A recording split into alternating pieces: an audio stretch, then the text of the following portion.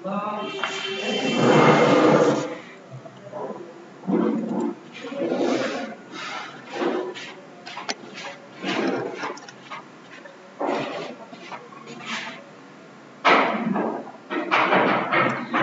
উচ্চ বিদ্যালয় কৈটুলা কর্তৃক আয়োজিত অনলাইন ক্লাসে সবাইকে স্বাগতম। স্নেহের নবম দশম শ্রেণীর শিক্ষার্থীবৃন্দ, আশা করি সবাই ভালো আছো। আমি মোসাম্মদ রাশিদা ইয়াসমিন, সহকারী শিক্ষক, আদর্শ উচ্চ বিদ্যালয় কৈটুলা, বেড়া, পাবনা।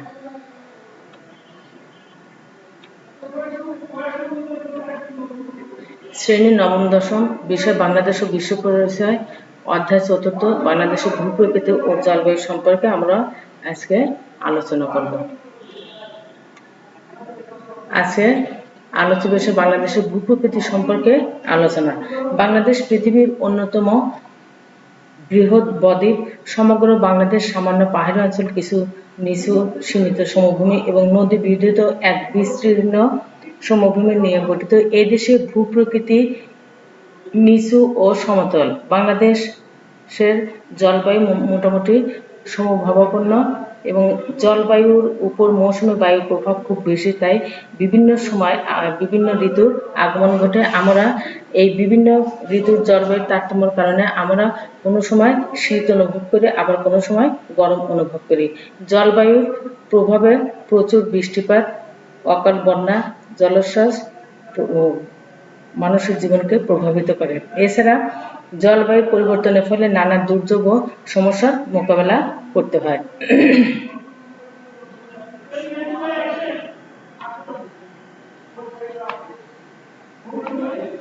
ভূপ্রাকৃতিক অঞ্চলের শ্রেণী বিভাগ ও গঠন সম্পর্কে আলোচনা। যে বাংলাদেশ পলল গঠিত একটি আর্দ্র অঞ্চল। উত্তর পূর্ব ও দক্ষিণ পূর্ব অঞ্চলের সামান্য পাহাড়ি অঞ্চল এবং উত্তর পশ্চিমাংশের সীমিত উঁচু ভূমি ব্যতীত সমগ্র বাংলাদেশ নদী বিধৃত এক বিস্তীর্ণ সমভূমি। দক্ষিণ এশিয়ার তিনটি বড় নদী গঙ্গা, ব্রহ্মপুত্র, মেঘনা অববাহিকায় এই বাংলাদেশ অবস্থিত। এদেশের ভূপ্রকৃতি নিচু ও সমতল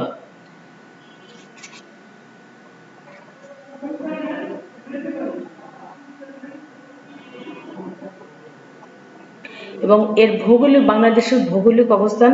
বাংলাদেশ এশিয়া মহাদেশের দক্ষিণে অবস্থিত। বাংলাদেশ 20°34' উত্তর অক্ষরেখা থেকে 26°38' উত্তর অক্ষরেখার মধ্যে এবং 88°01' পূর্ব দ্রাঘিমা রেখা থেকে 92°41' পূর্ব দ্রাঘিমা রেখার মধ্যে অবস্থিত। বাংলাদেশের মাঝামাঝি স্থান দিয়ে কর্কটক্রান্তি রেখা অবস্থিত, অতিক্রম করেছে। পূর্ব পশ্চিমের সর্বোচ্চ বিস্তৃতি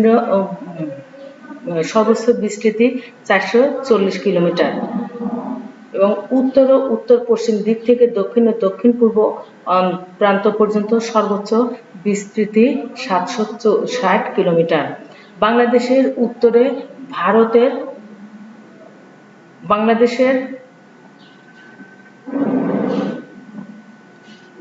ভারতের পশ্চিমবঙ্গ, মেঘালয় ও আসাম, পূর্বে আসাম, ত্রিপুরা, মিজোরাম ও মায়ানমার, দক্ষিণে বঙ্গোপসাগর এবং পশ্চিমে ভারতের পশ্চিমবঙ্গ অবস্থিত।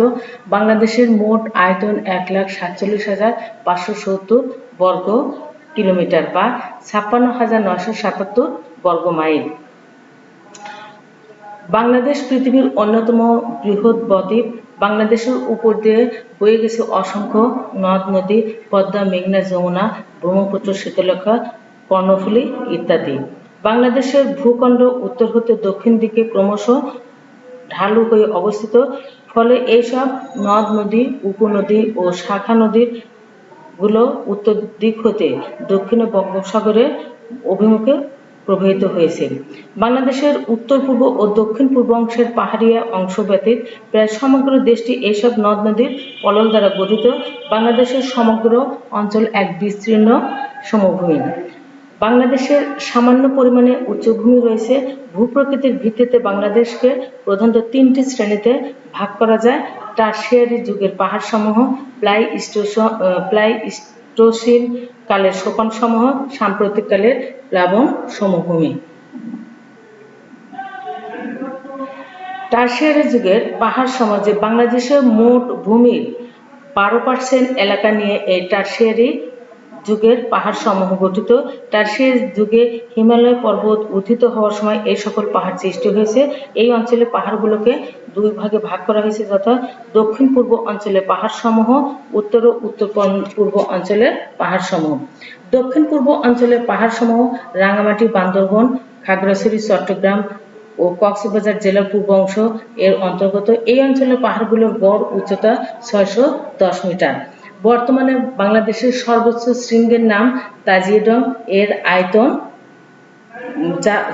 যার উচ্চতা 1231 মিটার। দ্বিতীয় সর্বোচ্চ শৃঙ্গের নাম কেওক্রাডাং এবং যার উচ্চতা 1230 মিটার। এছাড়া এই অঞ্চলে আরো দুটি উচ্চতর পাহাড়চূড়া হচ্ছে মোদকমল, যার উচ্চতা 1000 মিটার এবং পিরামিড 915 মিটার। এই অঞ্চলের পাহাড়গুলো বেলে পাথর, কর্দম ও শ্বেল পাথর দ্বারা গঠিত।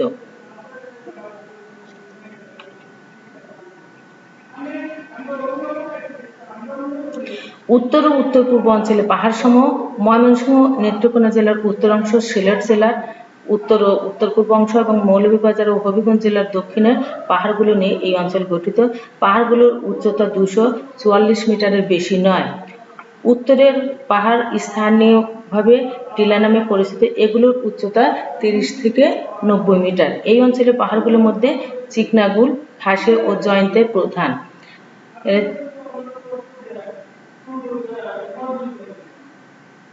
প্লাইস্টোসিন কালের সোপান সমভূমি চত্বরভূমি। বাংলাদেশের মোট ভূমির প্রায় 8% এলাকা নিয়ে এই অঞ্চল গঠিত। আনুমানিক 25,000 বছর পূর্বের সময়কে প্লাইস্টোসিন কালের সোপান সমূহ বলা হয়। এই সময়ের বরফগলা পানিতে প্লাবনের সৃষ্টি হয়ে এইসব চত্বরভূমি গঠিত হয়েছিল বলে অনুমান করা হয় এবং প্লাইস্টোসিন কালের সোপান সমূহকে 3 ভাগে ভাগ করা যায়: বরেন্দ্রভূমি, মধুপুর ও ভাওয়ালের গড় এবং লালমাই পাহাড়।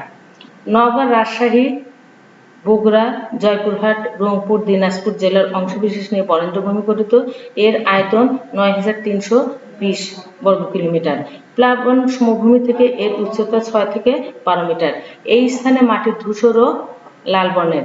ময়মনসিংহ, টাঙ্গাইল, গাজীপুর ও ঢাকা জেলার কিছু অংশ নিয়ে মধুপুর ও ভাওয়ালের সোপান ভূমি গঠিত।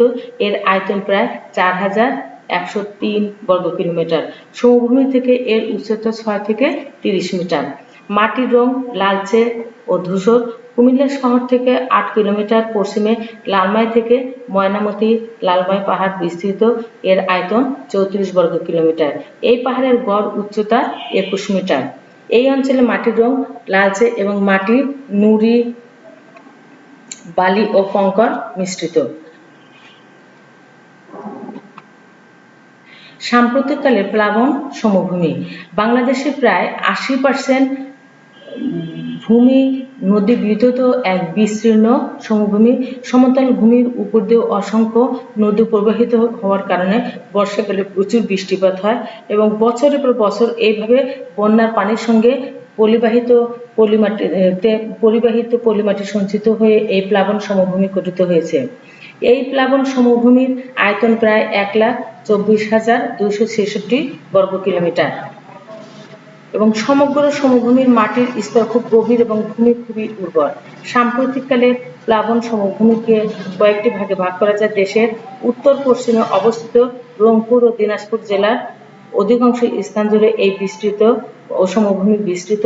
হিমালয় পর্বত থেকে আনিত পলল দ্বারাই এই অঞ্চল গঠিত। ঢাকা, টাঙ্গাইল, ময়মনসিংহ, জামালপুর, কুমিল্লা, নোয়াখালী, সিলেট, পাবনা ও রাজশাহী জেলার অংশবিশেষ নিয়ে এই অঞ্চল বিস্তৃত। সিলেট, সুনামগঞ্জ, মৌলভীবাজার ও হবিগঞ্জ জেলার অধিকাংশ এবং কিশোরগঞ্জ ও নেত্রকোনা জেলার পূর্ব দিকের সামান্য অংশ নিয়ে এই পলল গঠিত। চাঁদপুর, কুমিল্লা ও ব্রাহ্মণবাড়িয়া জেলার অধিকাংশ এবং লক্ষ্মীপুর, নোয়াখালী, ফেনী ও হবিগঞ্জ জেলার কিছু অংশ জুড়ে এই সমভূমি অবস্থিত। ফরিদপুর, কুষ্টিয়া, যশোর, খুলনা থেকে পটুয়াখালী ও ঢাকা অঞ্চলের অংশবিশেষ নিয়ে এই বদ্বীপ সমভূমি গঠিত। নোয়াখালী ও ফেনী নদীর নিম্নভাগ থেকে কক্সবাজার পর্যন্ত বিস্তৃত উপকূলীয় সমভূমি, খুলনা ও পটুয়াখালী অঞ্চল এবং বরগুনা জেলার কিয়দংশ নিয়ে এই স্রোত ও সমভূমি গঠিত। বাংলাদেশের এই অঞ্চলগুলোর মাটি খুবই উর্বর বলে কৃষিজাত দ্রব্য উৎপাদনের ক্ষেত্রে তা উল্লেখযোগ্য ভূমিকা পালন করে।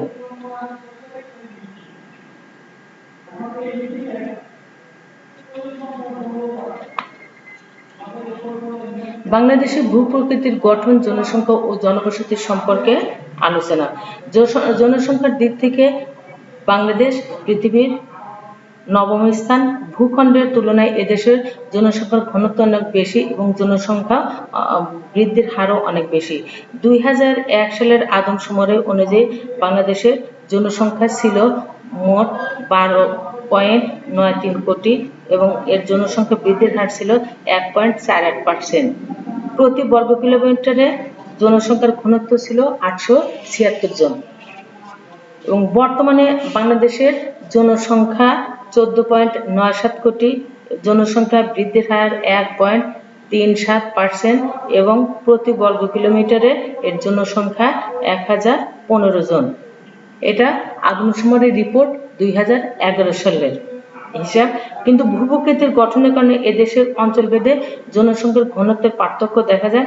বাংলাদেশের বিভিন্ন অঞ্চলে ভূপ্রকৃতিতে কোনো পার্থক্য না থাকাতে মোটামুটি সব জায়গায় জনবসতি রয়েছে, তবে পার্বত্য এলাকা এবং সুন্দরবন অঞ্চলে জীবিকা সংস্থান কষ্টসাধ্য হওয়ায় সেখানে জনবসতি কম, খুবই কম। এই অঞ্চলের ভালো রাস্তাঘাট বা রেল যোগাযোগ না থাকার কারণে এখানে জীবিকার সংস্থানও কষ্টকর। অনুন্নত যাতায়াত ব্যবস্থা, বনভূমি এবং ভূপ্রকৃতিগত কারণে এই সকল স্থান জনবিরল। সিলেটের চা শিল্পকে কেন্দ্র করে গড়ে উঠেছে জনবসতি এবং সমতল নদী অববাহিকা অঞ্চল উর্বর পলিমাটি দ্বারা সৃষ্ট। এই অঞ্চলে কৃষি আবাদ অনেকটা সহজসাধ্য, ফলে এইসব অঞ্চলে ঘন জনবসতি গড়ে উঠতে দেখা যায়। এইসব অঞ্চলে নদীর নাব্যতা, সড়কপথ ও রেলপথ যোগাযোগের সুযোগ সুবিধা জনজীবনকে আকৃষ্ট করে। তাছাড়া জলবায়ুর প্রভাবেও জনবসতির বণ্টন নিয়ন্ত্রিত হয়। চরম ভাবাপন্ন জলবায়ুর চেয়ে সমভাবাপন্ন জলবায়ুতে মানুষ বসবাস করতে বেশি পছন্দ করে। বাংলাদেশের সব জায়গায় আবহাওয়া প্রায় একই রকম, তবে এর মধ্যে উত্তরাঞ্চলের আবহাওয়া শীত গ্রীষ্মের তারতম্য কিছু বেশি উপলব্ধি হয়। কৃষির অনুকূল জলবায়ু চাষাবাদ এবং শস্য উৎপাদনে সহায়ক বলে সমভূমি মানুষের বসবাসে আকৃষ্ট করে তোলে। বাংলাদেশে যেসব অঞ্চলে খনিজ সম্পদ পাওয়া গেছে সেই সব অঞ্চলে জীবিকা নির্বাহের জন্য বহু শ্রমিক এবং কর্মচারী জড়ো হয়ে একদিকে ঘনবসতিপূর্ণ করে তুলেছে। খনিজ সম্পদ, কৃষি সম্পদ ও বনজ সম্পদ এবং প্রাণী সম্পদকে কেন্দ্র করে জনবসতি গড়ে ওঠে এবং এইসব স্থানের প্রধান শিল্পের সঙ্গে ক্রমে বহু রকম আনুষঙ্গিক শিল্প স্থাপিত হয়েছে। শিল্প বাণিজ্যের অগ্রগতি বৃদ্ধি পাতে প্রধান শিল্পকে ভিত্তি করে এই সমস্ত অঞ্চল জনবহুল স্থানে পরিণত হয়েছে। তেজগাঁ, টঙ্গী, নরসিংদী, খুলনা, চট্টগ্রাম প্রভৃতি স্থানে শিল্প শহর গড়ে ওঠায় জেলাগুলিতে জনবসতি ঘন। সড়ক, রেলপথ অথবা নদীপথে উন্নয়নের চলাচলের সুযোগ থাকলে বিভিন্ন অঞ্চলের সঙ্গে যোগাযোগ রক্ষা সহজ হয়, ফলে স্থানটি জনবহুল অঞ্চলে পরিণত হয়। শিক্ষা ও সংস্কৃতি আজকের যুগের মানুষকে গভীরভাবে প্রভাবিত করেছে। যেসব অঞ্চলে শিক্ষা, দীক্ষা, কৃষ্টি, সংস্কৃতি প্রভৃতির অনুশীলন ও চর্চার সুযোগ বেশি, সেসব স্থানে জনবসতি স্বাভাবিক কারণেই বেশি হয়।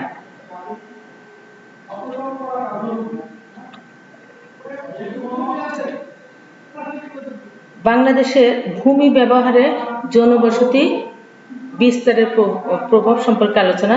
যে বাংলাদেশ একটি জনবহুল দেশ। এই দেশের আয়তনের তুলনায় জনসংখ্যা অনেক বেশি এবং জনসংখ্যা বৃদ্ধির ফলে জনবসতি বৃদ্ধি পাচ্ছে। এদেশে প্রয়োজনের তুলনায় চাষযোগ্য জমির পরিমাণ অনেক কম। এতে অধিক বসতি বিস্তারের ফলে জমির পরিমাণ আরও কমে গিয়ে ভূমির উপর মারাত্মক চাপ সৃষ্টি করছে। আমাদের দেশে এই জনসংখ্যা ক্রমবর্ধমান হারে বৃদ্ধি পাওয়ায় কৃষি জমির উপর অব্যাহত চাপ পড়ছে এবং চাপ পড়ছে সেই জমির উপরে ঘরবাড়ি নির্মাণের জন্য উপযুক্ত জমির পরিমাণে চাপ পড়ছে। বস্তুত বাংলাদেশে ইতিমধ্যে গ্রাম এবং শহরের বাসস্থানের সমস্যা দেখা দিয়েছে। পক্ষান্তরে কৃষি জমিগুলো উত্তরাধিকারীদের মধ্যে বন্টন হতে হতে খণ্ড খণ্ডে হয়ে যাচ্ছে। আর এই খণ্ড খণ্ড জমি এখন বৈজ্ঞানিক পদ্ধতিতে চাষাবাদ হয় না। জনবসতি বৃদ্ধির ফলে আবাদি জমিতে ঘরবাড়ি বানানো হচ্ছে এবং বহু বছর পূর্বে যে জমির পরিমাণ ছিল 100 বিঘা তার পরিমাণ বর্তমানে দাঁড়িয়েছে 10 বিঘা বা তার চেয়ে কম। 1974 সালে মাথাপিছু জমির পরিমাণ ছিল 0.28 একর এবং বর্তমানে তা দাঁড়িয়েছে 0.25 একর। ভবিষ্যতে এর পরিমাণ আরো হ্রাস পাবে এবং জনসংখ্যার আধিক্য এবং জনবসতি বিস্তারের প্রয়োজনে মানুষ এখন ভূমির স্বাভাবিক প্রকৃতি ব্যবহারকে বদলে দিয়েছে। মানুষ কি করছে? খাল বিল ভরাট করছে এবং মানুষ সেখানে খাল বিল ভরাট করে বসতি স্থাপন করছে, ঘরবাড়ি তৈরি করছে এবং অনাবাদি যেসব জমিগুলো ছিল সেগুলো আবাদযোগ্য করে তুলছে এবং বন জঙ্গলে বিভিন্ন গাছপালা কেটে কেটে মানুষ সেখানে ঘরবাড়ি তৈরি করছে এবং এইভাবে চলতে থাকলে একসময় প্রাকৃতিক বিপর্যয় অনিবার্য হয়ে উঠবে।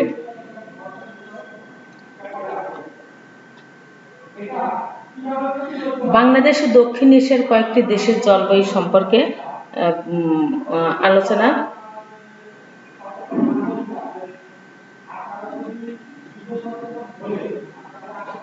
বাংলাদেশের জলবায়ু এবং প্রাকৃতিক দুর্যোগ অর্থাৎ জলবায়ু বলতে একটি বৃহৎ অঞ্চলব্যাপী আবহাওয়ার উপাদানগুলোর দৈনন্দিন অবস্থার দীর্ঘদিনের গড় অবস্থাকে বোঝায়। মানুষের জীবনে জলবায়ুর প্রভাব বহুমুখী ও গুরুত্বপূর্ণ। অর্থাৎ যেমন দেখো যে আবহাওয়া এবং জলবায়ু, আবহাওয়া আমাদের প্রতি ঘন্টায় ঘন্টায় সেটা আবহাওয়ার খবর জানা যায়, কিন্তু জলবায়ু সেটা দীর্ঘদিন মেয়াদে অর্থাৎ কয়েক বছরের যে আবহাওয়াটা জলবায়ুটা সেটা কয়েক বছরের, যেমন 30 থেকে 40 বা 45 বছরের গড় এটা জলবায়ু। এবং মৌসুমী জলবায়ুর কারণে এদেশে বছরের বিভিন্ন ঋতুতে জলবায়ুর কিছুটা তারতম্য ঘটে।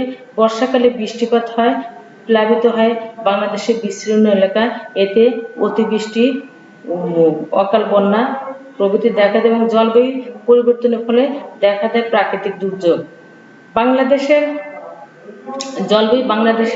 জলবায়ু মোটামুটি উষ্ণ, আর্দ্র এবং সমভাবাপন্ন এবং মৌসুমী জলবায়ুর প্রভাব এত অধিক যে সামগ্রিক এই জলবায়ু ক্রান্তীয় মৌসুমী জলবায়ু নামে পরিচিত।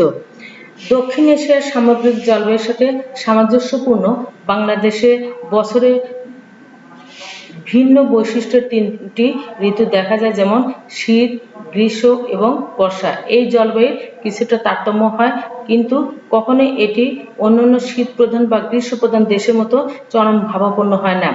নিম্নের 3টি আলাদা ঋতুর ভিত্তিতে বাংলাদেশের জলবায়ুর বৈশিষ্ট্য উপস্থাপন করা হলো। দেখো যে বৈশিষ্ট্য শীতকাল। প্রতি বছর নভেম্বর হতে ফেব্রুয়ারি মাস পর্যন্ত বাংলাদেশের শীতকাল। এই সময় সূর্য দক্ষিণ গোলার্ধে থাকায় বাংলাদেশে এর রশ্মি তীর্যকভাবে পড়ে এবং উত্তাপের পরিমাণ যথেষ্ট কমে যায়। শীতকালীন সর্বোচ্চ ও সর্বনিম্ন তাপমাত্রার পরিমাণ যথাক্রমে 29 ডিগ্রি সেলসিয়াস ও 11 ডিগ্রি সেলসিয়াস। জানুয়ারি মাস বাংলাদেশের শীতলতম মাস। তাহলে বাংলাদেশের শীতলতম মাস কোন মাসকে ধরা হয়? জানুয়ারি মাসকে। এবং এই মাসের গড় তাপমাত্রা 17.7 ডিগ্রি সেলসিয়াস। এই সময় দক্ষিণ সমুদ্র উপকূল হতে উত্তর দিকে তাপমাত্রা ক্রমশ কম থাকে। সমতাপ রেখাগুলো অনেকটা সোজা হয়ে পূর্ব পশ্চিমে অবস্থান করে। জানুয়ারি মাসের গড় তাপমাত্রা চট্টগ্রামে 20 ডিগ্রি, নোয়াখালীতে 19.4 ডিগ্রি, ঢাকায় 18.3 ডিগ্রি, বগুড়ায় 17.7 ডিগ্রি এবং দিনাজপুরে 16.6 ডিগ্রি সেলসিয়াস। তবে কোনো কোনো সময় উত্তরাঞ্চলের তাপমাত্রা আরও কম হয়ে থাকে। গ্রীষ্মকাল মার্চ হতে মে মাস পর্যন্ত বাংলাদেশ গ্রীষ্মকাল। এটি দেশের উষ্ণতম ঋতু। এই ঋতুতে সর্বোচ্চ তাপমাত্রা 38°C এবং সর্বনিম্ন তাপমাত্রা 21°C পর্যন্ত হয়ে থাকে। গড় হিসেবে উষ্ণতম মাস হচ্ছে এপ্রিল। তাহলে উষ্ণতম মাস কোন মাসকে ধরা হয়? এপ্রিল মাসকে। এবং এই সময় সামুদ্রিক বায়ুর প্রভাবে দেশের দক্ষিণ হতে উত্তর দিকের তাপমাত্রা ক্রমান্বয়ে বেশি থাকে। যেমন এপ্রিল মাসের গড় তাপমাত্রা কক্সবাজারে 27.64°C, নারায়ণগঞ্জে 28.66°C এবং রাজশাহীতে প্রায় 30°C থাকে। এবং এখানে কিন্তু গ্রীষ্মকালে রাজশাহীতে সর্বোচ্চ তাপমাত্রা, অর্থাৎ রাজশাহীতে গরমের প্রভাবটা কিন্তু অনেক বেশি।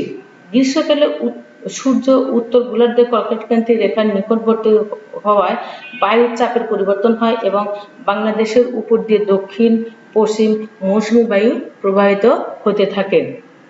একই সময়ে পশ্চিম ও উত্তর পশ্চিম দিক হতে শুষ্ক ও শীতল বায়ু প্রবাহিত হয়। এই ঝড়কে কালবৈশাখী ঝড় বলা হয়। এছাড়া এপ্রিল ও মে মাসে বঙ্গোপসাগরে সৃষ্ট নিম্নচাপের কারণে বাংলাদেশের উপকূলীয় অঞ্চল প্রায়শ বিভিন্ন প্রলয়ঙ্কারী ঘূর্ণিঝড়ে পরিণত হয়। 1991 সালে 29 এপ্রিল সংঘটিত ঘূর্ণিঝড় ও জলোচ্ছ্বাসে বাংলাদেশ উপকূলে, বিশেষত চট্টগ্রাম উপকূলে ব্যাপক সম্পদ এবং জীবনহানি ঘটে। বর্ষাকাল বাংলাদেশ জুন হতে অক্টোবর পর্যন্ত। বর্ষাকাল জুন মাসের শেষ দিকে মৌসুমী বায়ুর আগমনের সাথে সাথে বাংলাদেশে বর্ষাকাল শুরু হয়।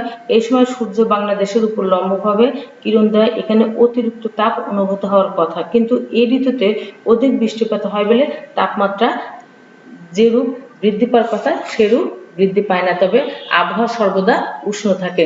এই সময়কার গড় উষ্ণতা প্রায় 27°C।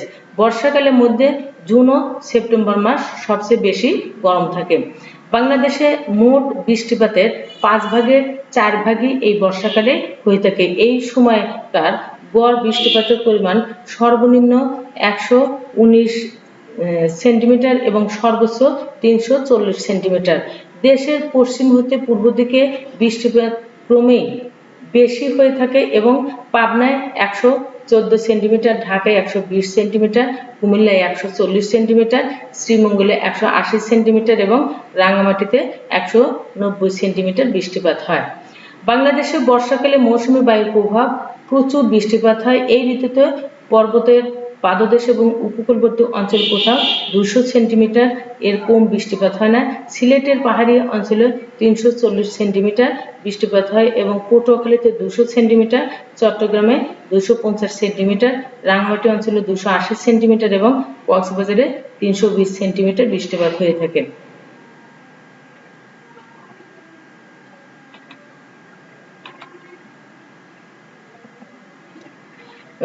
ভারতের জলবায়ু, যে বিশাল আয়তনের দেশ হয় ভারতের জলবায়ু বিচিত্র এবং অক্ষাংশ সমুদ্র দ্রুত বায়ু প্রভৃতি ভিন্নতার দরুন এই জলবায়ু বিভিন্ন প্রকার। ভারত মৌসুমী অঞ্চলে অবস্থিত, এই ফলে এই দেশের উষ্ণতা, বৃষ্টিপাত, আর্দ্রতা ইত্যাদি মৌসুমী বায়ুর উপর সম্পূর্ণ নির্ভরশীল।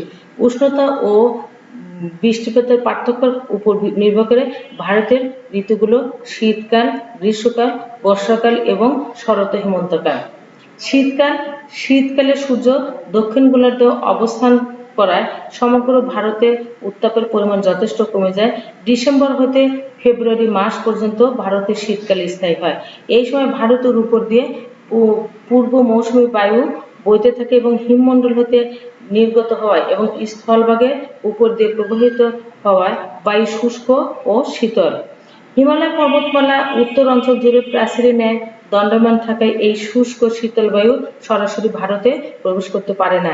এজন্য ভারতের শীতের কবল হতে রক্ষা পায়। শীত ঋতুতে সমগ্র ভারতে আবহাওয়া মোটামুটি শুষ্ক, শীতল ও আরামদায়ক থাকে এবং আকাশ থাকে স্বচ্ছ, নির্মল ও মেঘমুক্ত এবং বাতাসে জলীয় বাষ্পের পরিমাণ কম থাকে। গ্রীষ্মকাল মার্চ হতে মে মাস পর্যন্ত। এই সময় ভারতে গ্রীষ্মকাল। 21শে মার্চ সূর্য দক্ষিণ গোলার্ধ হতে নিরক্ষরেখায় আসে এবং তারপর ক্রমশ উত্তরে কর্কটক্রান্তি রেখা দিকে অগ্রসর হয়। সূর্যের এই উত্তরায়ণের সঙ্গে সঙ্গে ভারতের তাপমাত্রা ক্রমশ বৃদ্ধি পেয়ে থাকে এবং এই সময় গঙ্গা নদীর উপত্যকায় গড়ে 27 ডিগ্রি সেলসিয়াস তাপমাত্রা পরিলক্ষিত হয়। যতই উত্তরে যাওয়া যায় ক্রমশ তাপমাত্রা বৃদ্ধি পেতে থাকে এবং এই সময় ভারতের উত্তর পশ্চিমে মরু অঞ্চলের নিকট উত্তাপ 48 ডিগ্রি সেলসিয়াস পর্যন্ত ওঠে। মে মাসে কলকাতা শহরের সর্বোচ্চ তাপমাত্রা 43 ডিগ্রি পর্যন্ত উঠলেও গ্রীষ্মকালীন গড় তাপমাত্রা 20 ডিগ্রি সেলসিয়াসের বেশি হয় না। তাহলে কোন মাসে কলকাতার সর্বোচ্চ তাপমাত্রাটা? মে মাসে। এবং কত তাপমাত্রা? 43 ডিগ্রি সেলসিয়াস। বর্ষাকাল জুন হতে সেপ্টেম্বর মাস পর্যন্ত ভারতে বর্ষাকাল থাকে। জুন মাসের শেষে 21শে জুন সূর্য কর্কটক্রান্তি রেখার উপর অবস্থান করায় উত্তর ভারতের উত্তাপের পরিমাণ 32 ডিগ্রি সেলসিয়াসের উপরে বৃদ্ধি পায়। দক্ষিণে ক্রমশ তাপমাত্রা কমতে কমতে শেষ পর্যন্ত 27 ডিগ্রি সেলসিয়াসের নিচে নেমে যায়। অতিরিক্ত তাপে উত্তর ভারতের পাঞ্জাব অঞ্চলে একটি প্রবল শক্তিসম্পন্ন নিম্নচাপ বলয়ের সৃষ্টি হয়। এই সময় দক্ষিণ গোলার্ধে মকরীয় উচ্চচাপ বলয় হতে দক্ষিণ পূর্ব আইনবই নিরীক্ষ নিম্নচাপ বলয়ে প্রবেশ না করে পাঞ্জাবের অধিক সম্পূর্ণ নিম্নচাপের টানে সরাসরি পাঞ্জাবের দিকে অগ্রসর হয়। এই বায়ু সমুদ্রের উপর দিয়ে দীর্ঘপথ অতিক্রম করে বলে এতে জলীয় বাষ্প থাকে। হিমালয় ও অন্যান্য উচ্চ পর্বত গাত্রে বাধাপ্রাপ্ত হয়ে এই বায়ু ভারতের বিভিন্ন স্থানে প্রচুর বৃষ্টিপাত ঘটায়। ফলে ভারতের মোট বৃষ্টিপাতের প্রায় 75% ভাগ বৃষ্টিপাত এই ঋতুতেই হয়ে থাকে। দক্ষিণ পশ্চিম মৌসুমী বায়ু দুটি বিভক্ত হয়ে ভারতে প্রবেশ করে, যেমন আরব সাগরের উপর দিয়ে প্রভাবিত আরব সাগরীয় শাখা এবং বঙ্গোপসাগরের উপর দিয়ে প্রভাবিত শাখা বঙ্গোপসাগরীয় শাখা। শরৎ হেমন্তকাল অক্টোবর নভেম্বর এই 2 মাস ভারতের শরৎ হেমন্তকাল। এই সময় দক্ষিণ পশ্চিম মৌসুমী বায়ু দিক পরিবর্তন করে উত্তর পূর্ব মৌসুমী বায়ুতে পরিণত হতে থাকে বলে ভারতের কোনো কোনো স্থানে ঘূর্ণিঝড়ের মাধ্যমে বৃষ্টিপাত হয়। এই সময় পশ্চিমবঙ্গ, তামিলনাড়ু, উড়িষ্যা ও মেদিনীপুর উপকূলে বৃষ্টিপাত হয়। পশ্চিমবঙ্গে এই ঝড়কে আশ্বিনা ঝড় বলে। হেমন্তকালের শেষ দিকে ভারতের সর্বত্র তাপমাত্রা ও বৃষ্টিপাতের পরিমাণ ক্রমশ কম থাকে। মায়ানমারের জলবায়ু ভারতীয় উপমহাদেশের সাথে সামঞ্জস্যপূর্ণ এবং ক্রান্তীয় মৌসুমী ধরনের। এই অঞ্চলের জলবায়ু শীত, গ্রীষ্ম ও বর্ষা এই তিনটি আলাদা ঋতুর উপস্থিতি স্পষ্ট। মায়ানমারের জলবায়ু ঋতুভিত্তিক বৈশিষ্ট্য আলোচনা করা হলো। গ্রীষ্মকাল মার্চ থেকে মে মাস পর্যন্ত মায়ানমারে এই সময় গ্রীষ্মকাল। এই সময় এদেশের অধিকাংশ স্থান অত্যন্ত উত্তপ্ত এবং গড় তাপমাত্রা প্রায় 29 ডিগ্রি সেলসিয়াসের কাছাকাছি পৌঁছে।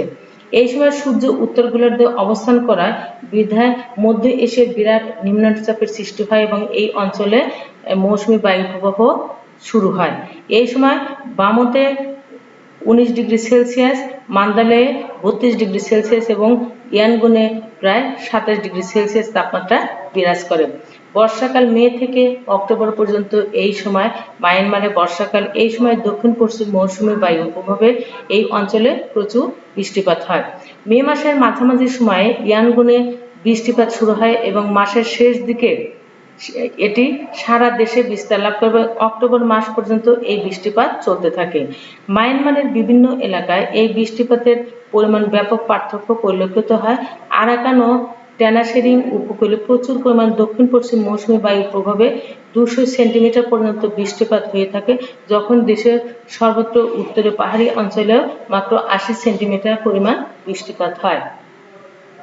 শীতকাল এই ঋতুতে সূর্য দক্ষিণ গোলার্ধে অবস্থান করায় উত্তর গোলার্ধে এশিয়ার মধ্যভাগে এক বিরাট উচ্চচাপের সৃষ্টি হয় এবং সেখান হতে দক্ষিণ পূর্ব দিকের সমুদ্র অপেক্ষাকৃত অধিক তাপযুক্ত অঞ্চলে নিম্নচাপের সৃষ্টি হয়। ফলে উত্তর পূর্ব আইনবায়ু দক্ষিণ পশ্চিম দিকে প্রবাহিত হয় এবং উত্তরের এই শীতল বায়ু প্রবাহের প্রভাবে মায়ানমারে তখন বেশ শীত হওয়ার কথা থাকলেও উত্তরাংশে পার্বত্য অঞ্চলের উপস্থিতির কারণে শৈত্য তত্ত্ব প্রকট আকার ধারণ করে না।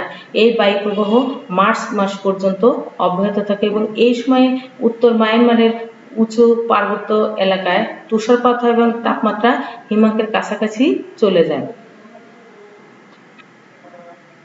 নেপালের জলবায়ু নেপালের জলবায়ুতে তাপমাত্রা ও বৃষ্টিপাতের তারতম্য বিবেচনায় স্পষ্টত দুটি ঋতু পরিলক্ষিত হয়।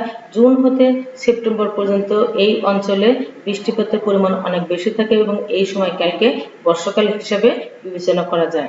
জুলাই মাসে কাঠমান্ডুর তাপমাত্রা 24.4 ডিগ্রি সেলসিয়াস। অন্যদিকে নেপালে নভেম্বর হতে জানুয়ারি মাস পর্যন্ত সময় অত্যন্ত শুষ্ক ও বৃষ্টিহীন থাকে। এই সময় তাপমাত্রা কম থাকে বলে একে শীতকাল হিসাবে বিবেচনা করা হয়। জানুয়ারিতে কাঠমান্ডুর তাপমাত্রা থাকে প্রায় 10 ডিগ্রি সেলসিয়াস। উচ্চ পার্বত্য এলাকা হয় নেপালের কোনো অংশের তাপমাত্রা অতিরিক্ত বৃদ্ধি পায় না এবং শীত গ্রীষ্মের তাপমাত্রার পার্থক্য খুব বেশি হয় না। নেপালের বার্ষিক গড় বৃষ্টিপাত 145 সেন্টিমিটার, যার প্রায় পুরোটাই সংঘটিত হয় জুন হতে সেপ্টেম্বর মাসের মধ্যে।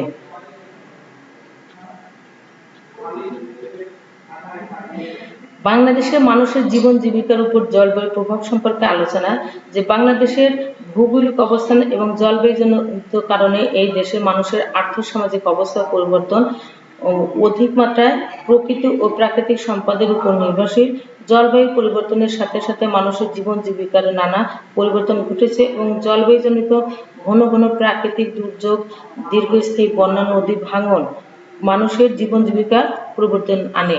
বর্ষাকালে দক্ষিণ পশ্চিম মৌসুমী বায়ুর প্রভাবে বাংলাদেশে প্রচুর বৃষ্টিপাত হয়, এতে অনেক ফসল এবং ফল প্রচুর পরিমাণে জন্মায়। আবার শীতকালে উত্তর পূর্ব মৌসুমী বায়ুর প্রভাবে এদেশে স্বল্প পরিমাণ বৃষ্টিপাত হয়, ফলে ধান, গম, যব এবং নানা জাতের ডাল, তৈলবীজ, গোল আলু, পেঁয়াজ, রসুন, ধনিয়া ইত্যাদি বিভিন্ন রবি শস্য এবং বিভিন্ন ধরনের শাকসবজি উৎপাদন করা যায়।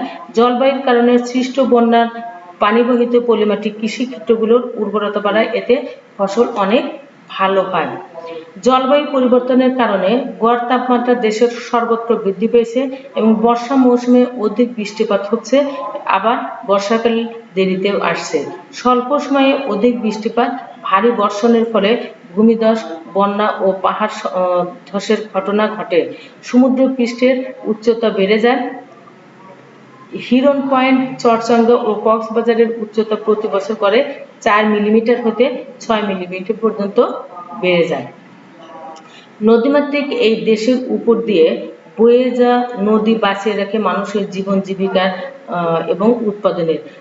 পলি জমে বহু নদী হারিয়ে যাচ্ছে, নদীর অস্তিত্ব হারিয়ে যাওয়ায় মানুষের জীবনযাত্রা বদলে যাচ্ছে। এছাড়া নদী ভাঙনে প্রায় 4 লাখ মানুষ তারা সেই বাস্তুহারা হয়ে শহরে ভিড় জমাচ্ছে এবং এতে পারিবারিক ভাঙন এবং শিশু, বৃদ্ধ ও নারীর নিরাপত্তা বিঘ্নিত হচ্ছে।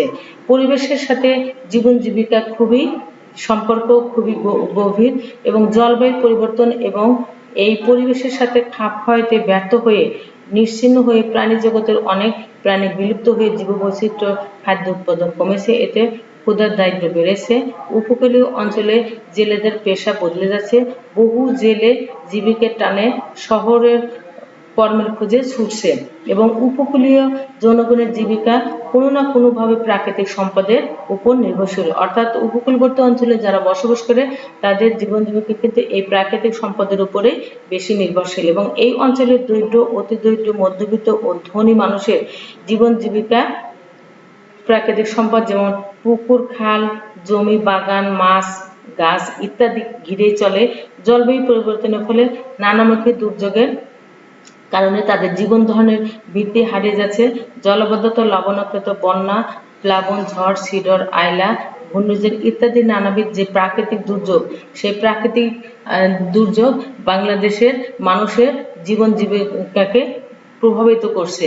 এই যে আমাদের দেশে যে বিভিন্ন সময় বছরে দেখা যাচ্ছে বিভিন্ন সময় যে ঝড় বৃষ্টি এবং এই যে শিডর, আয়লা এরকম যে ঝড়গুলো হচ্ছে, এতে মানুষের জীবন জীবিকাকে নানাভাবে তারা প্রভাবিত করছে এবং এটা আসলে প্রাকৃতিক দুর্যোগ এবং এই প্রাকৃতিক দুর্যোগের ফলে মানুষের জীবন অনেকটা ব্যাহত হয়ে যাচ্ছে। আমাদের আজকে এখানে আমরা সমাপ্ত ঘোষণা করছি। সবাইকে ধন্যবাদ।